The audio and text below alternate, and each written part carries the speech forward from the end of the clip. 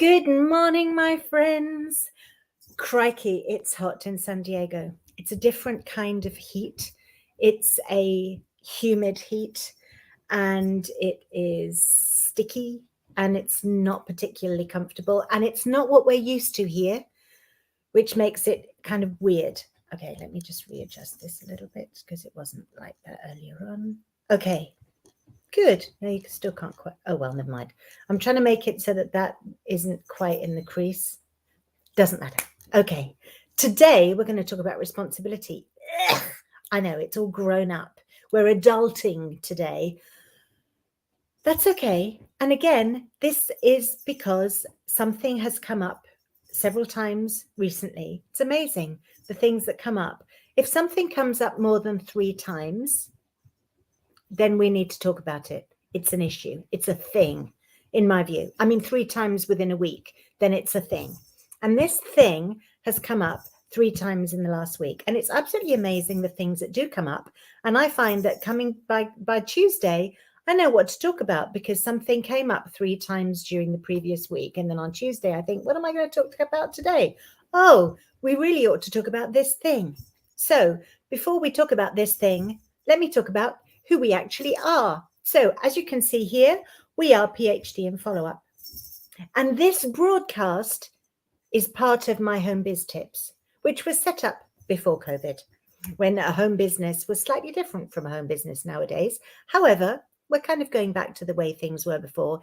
The idea is we help and support small business owners, right? We're not dealing with multi-million-dollar companies yet. Not till we get you to that point. Or multi-thousand-dollar companies, maybe. Or multi-hundreds of thousands of dollars. Anyway, you get the picture. We're dealing with people who are mostly working from home, doing real estate or affiliate marketing or MLMing or some kind of creative freelance work, virtual assistants, coaches, those sorts of people. People who are working from home, running a business from home, who realize they can't do it all themselves. And what we found was that people who try too hard to do everything themselves often give up because their skill set is in whatever it is that they're doing, which is often something they love, and then having to do all the other stuff or figure out how to handle the other stuff, you know, the admin-y stuff, the marketing-y stuff, the following up stuff, all that stuff exhausts them and they give up. And we didn't want them to give up. Every business owner should enjoy their business life. Okay, so my name is Andrea Kuchin. And you can email me if you have any questions, comments, concerns, feedback, or want more information in any way, shape, or form. You can email me at andrea@phdinfollowup.com. You can also text me, or you can just call me, if you like, at 858-252-1190, 858-252-1190. Or obviously, you can reach out in the Facebook group. You might be watching this in the Facebook group. You might be watching on LinkedIn. You might be watching on YouTube. You might be watching live. You might be watching later. In which case, whichever way you're watching, make sure you're part of the group, because that way we can communicate with each other outside the broadcast, and it's almost as easy as texting or emailing me. For more information on the services that we provide and how we help and support business owners, you can reach out. You can go to phdinfollowup.com/Andrea Kuchin, and you'll get a little bit of information about me. You want more information? Reach out to me. Reach out to me directly, and I will answer any question you have. I had a really good time answering somebody's questions yesterday, actually. And he kept saying, oh, I'm sorry to be asking you so many questions. And I'm thinking, oh, please ask me lots of questions. Because the thing about questions is, if I don't know the answer, that means I'm missing something. So I have to go and find out. And I love to do that. I love to learn more. I love to learn how to improve things, how to make things better. I go over what's wrong. Sometimes people find that a bit hard. People find that a bit tough because I want to fix it. Okay? Not because I'm criticizing, but because I want to fix it. Why do I want to fix it? And yes, we are getting to the subject. Why do I want to fix it? I want to fix it because that is where I believe my responsibility lies. Responsibility. What is it? What is responsibility? What does it mean? Well, I think it means you are able to respond to a situation. Isn't that what it means? Responds, able. You can respond to something. Right. Okay, very good. What are we responding to? Any kind of situation. Okay, so let me give you an example. Okay, a business owner in a multi-level marketing company learns the compensation plan. Then they move to a different multi-level marketing company where there is a different compensation plan. And the levels, because for those of you who don't know, the more you sell, the higher level you achieve, and usually the more money you earn. Or overall, you'll be paid lower percentages, possibly at the beginning and more later on, or you might get paid more at the beginning and less percentage later on, but you get other bonuses, something like that. On the whole, it works that way. When you start, you earn less and you gradually build your income and you go up different levels, just like you do in a business or any other kind of business. Right. And it's a good idea to understand how you get paid to a degree. If you don't understand it, don't complain about it, because I believe it's your responsibility to understand. Let me carry on with the example. So the example is this person was working in one company and then moved to another company and started to get concerned because in the ranking, she was not ranking as highly at the end of the month as in her previous company, right? Let's say the levels are rookie, trainer, manager, expert. Okay, rookie, trainer, manager, expert. Okay, so normally by the end of the month, she'd have reached expert level. And in this new company, she was only reaching manager level, right? So she complained about the compensation plan, saying, this is crazy. I'm not reaching the level of seniority that I used to reach in my previous company. And the response came back, what percentage were you earning in your previous company? I don't know. I was working for XYZ company. I don't know. So the new company does a bit of research on XYZ company and comes back to the distributor and says, do you realize that even though you were ranked high in your previous company, you were earning 5% of the volume of business that you were generating, that you and your team were generating?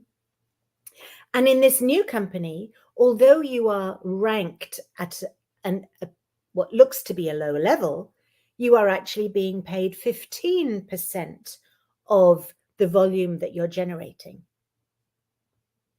You haven't achieved, she hadn't achieved the same level of volume as she had in the previous company yet.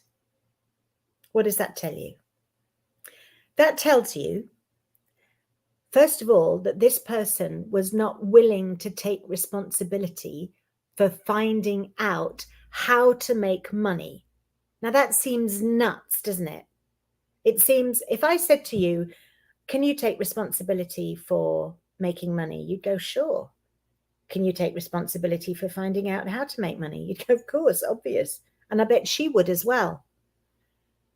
But the behavior that she exhibited suggests otherwise. Does that make sense? No responsibility for finding out how you earn money. And then the primary concern was a title. Why would the primary concern be a title? Do you care what you're called? Or does it matter more how much money you're earning? Okay. To me, it would matter more how much money I was earning rather than what my title would be. I would not go to a company and say there is something wrong with the structure of your compensation plan because I haven't reached the same heights of leadership, head of title, as I did in my previous company. If you think about it, that's just, anyway, it's not taking responsibility. So whose responsibility is it to find that out? Was it her responsibility to make sure that she understood the compensation plan, or was it the company's responsibility to make sure that she understood the compensation plan? Okay, I'll give you another example.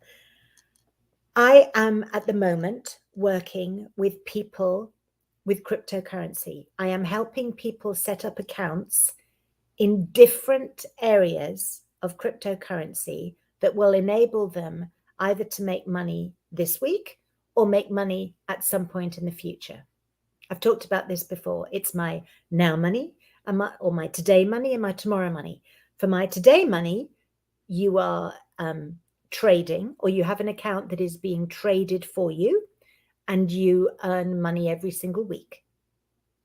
The average has been 3%, right? For the others, for tomorrow money, you are buying new cryptocurrencies, which will go up in value. You're also getting staking money, which means that you get extra stuff as well, and bonuses and various things.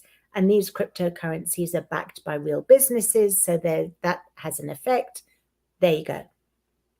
Now, the main question I get when people come in, talk to me and say, yes, I want to make some extra money. The main question I ask is, how much experience do you have in cryptocurrency? Because if you've got no experience, it's better to buy a cryptocurrency because you don't need a crypto account to do so. You can just use your bank. If you do have a crypto account and some experience, then let's work. You can do the other one. What is your willingness to learn? How much do you want to learn, basically? And I get all sorts of different answers,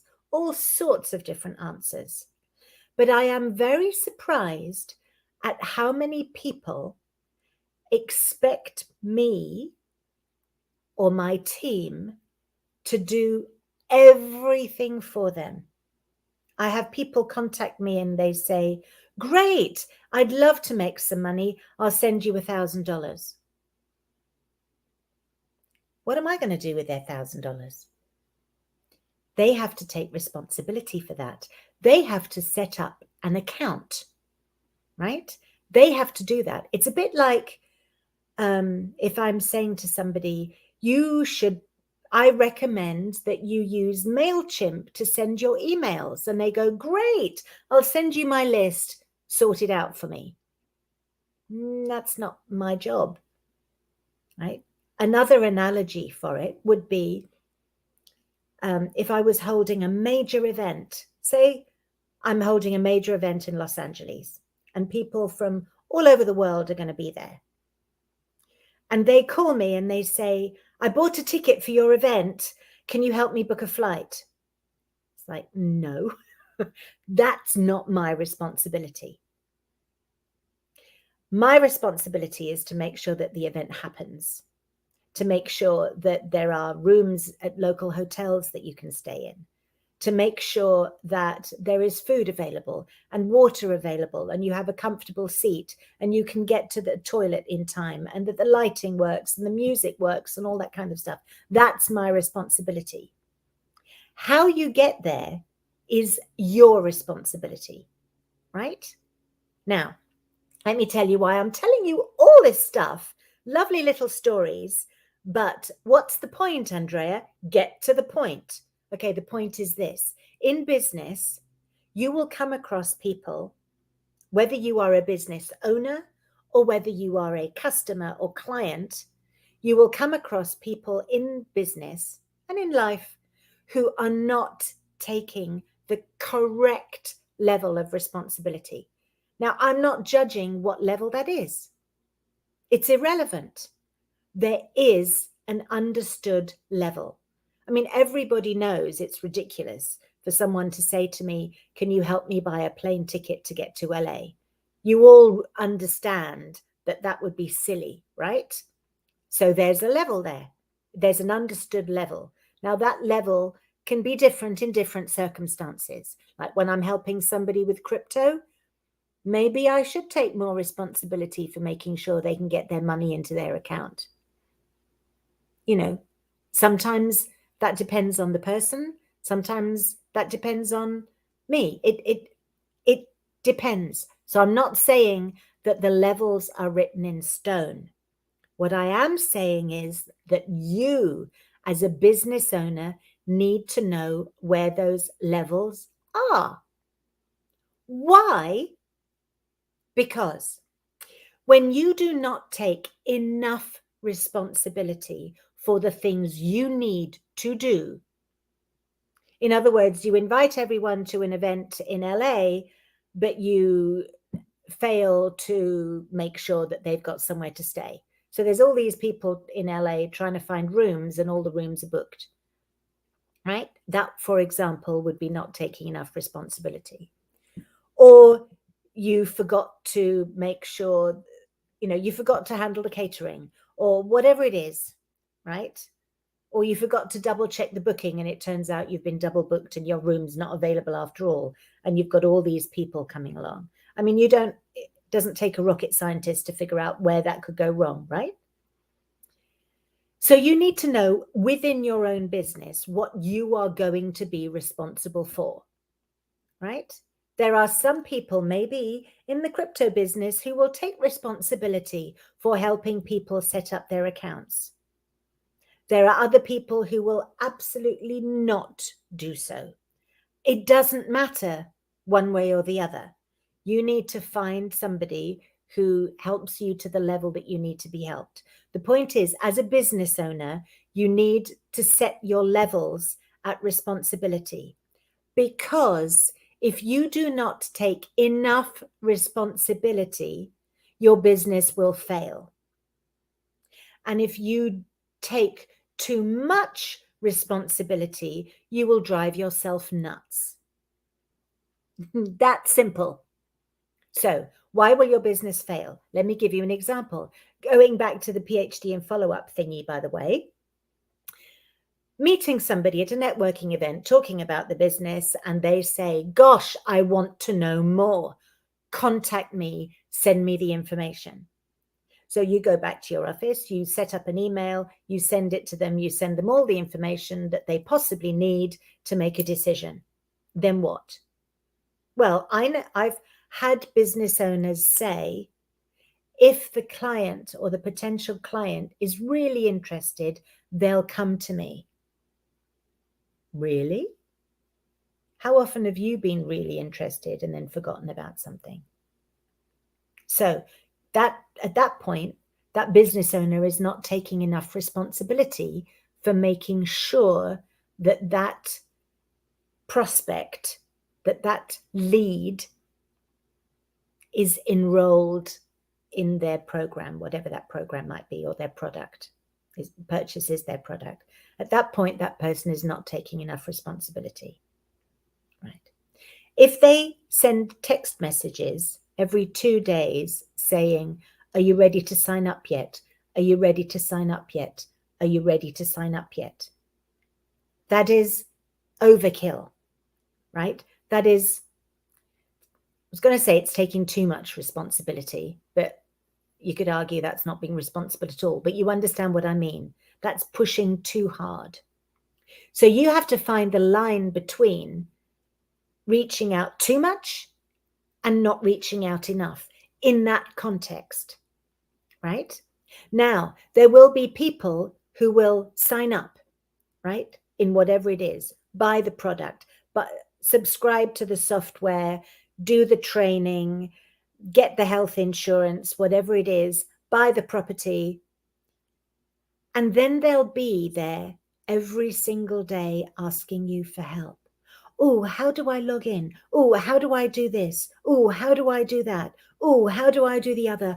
Oh, I've forgotten my password. Can you help me? Oh, I'd love to do this with a greeting card, but I can't see how. All that kind of stuff. Again, you need to decide what level of responsibility is yours in relation to the customer being happy.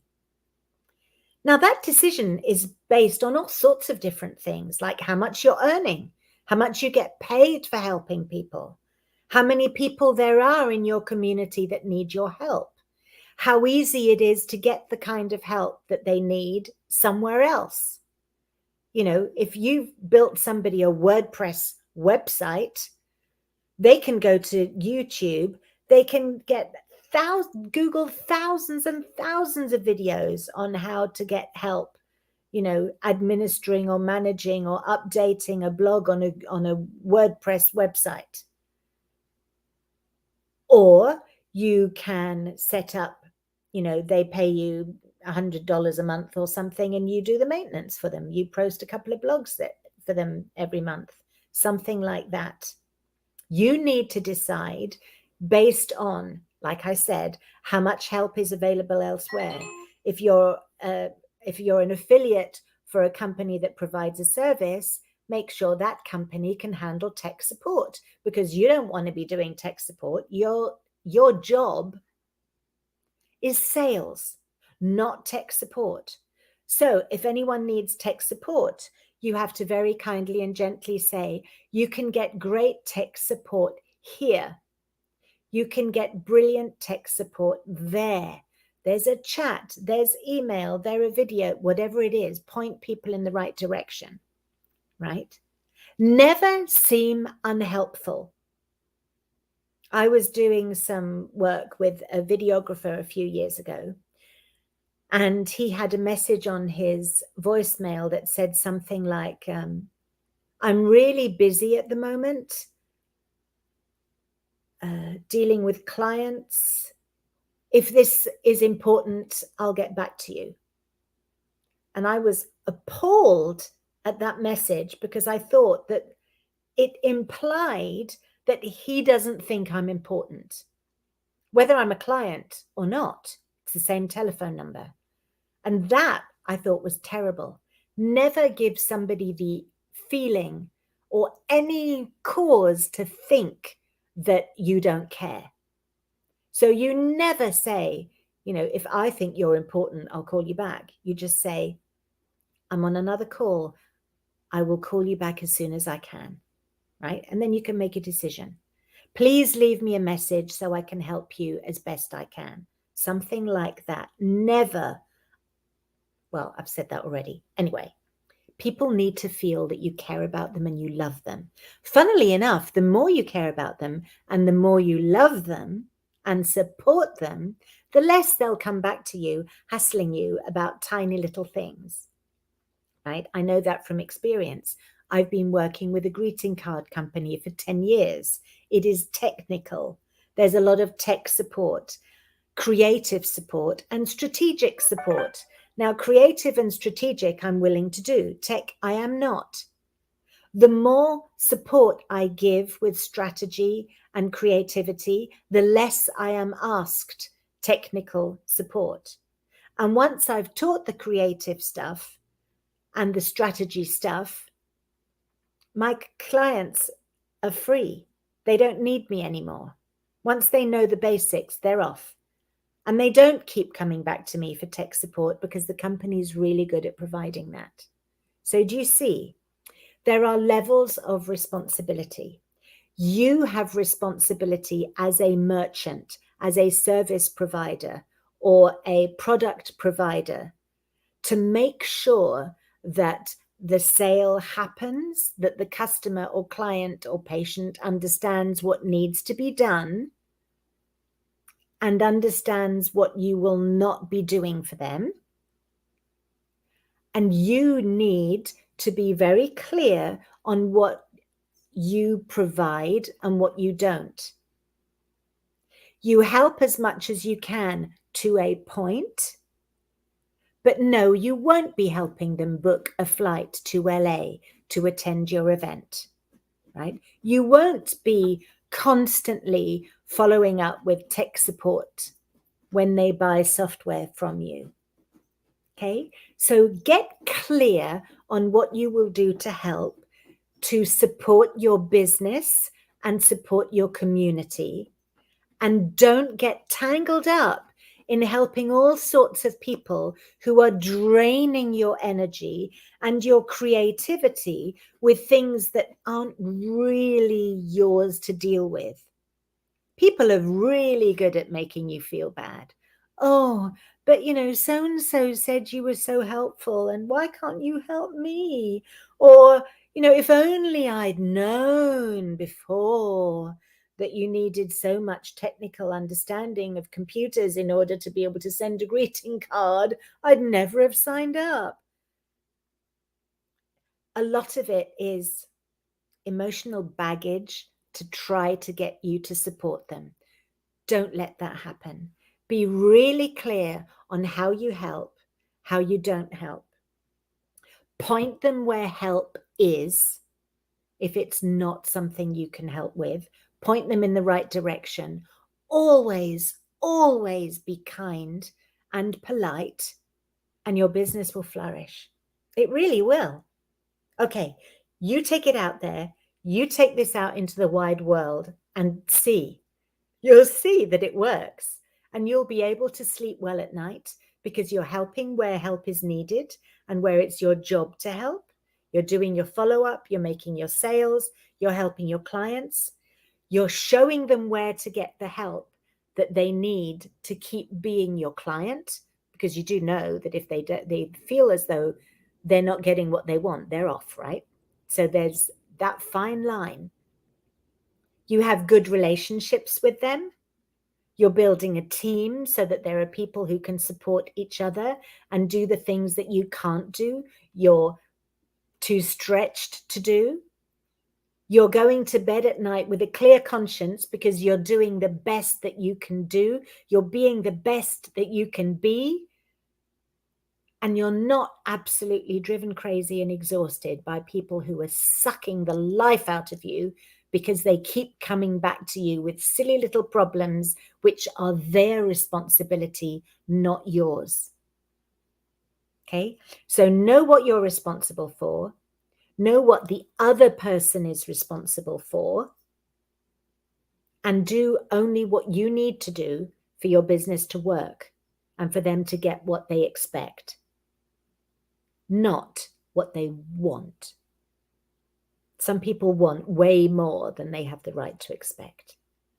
Okay, they ask for way more than they're paying for, and it's okay to say no. Now, obviously, that flips the other way round too. If you are somebody's client or somebody's customer, don't expect too much of them. If tech support isn't their area, go to the tech support people to get tech support. Okay, leave them to do whatever it is they need to do. Don't be that niggly-naggly thorn in somebody's side, just like you don't want someone to be a thorn in your side. So that's it. That's the end of my sermon today. I didn't expect it to be so long. I never do expect these things to be so long, but I so enjoy sharing with you. And I do love telling stories. And it's funny how many other stories come to my mind when I've started. So any questions, get back to me. You can reach me at andrea@phdinfollow.com. You can text me or call me on 858-252-1190. You can join the Facebook group if you haven't already, and you can communicate with me there, or just find me on Facebook and private message me. It is a pleasure talking to you on Tuesdays. I hope to see you again next week. Look after yourself. And yeah, all feedback. I love feedback. please send me feedback. Please send me feedback. If there's anything you want to know about that I'm not teaching, let me know. All right then, my friends. I will see you next week. Bye-bye.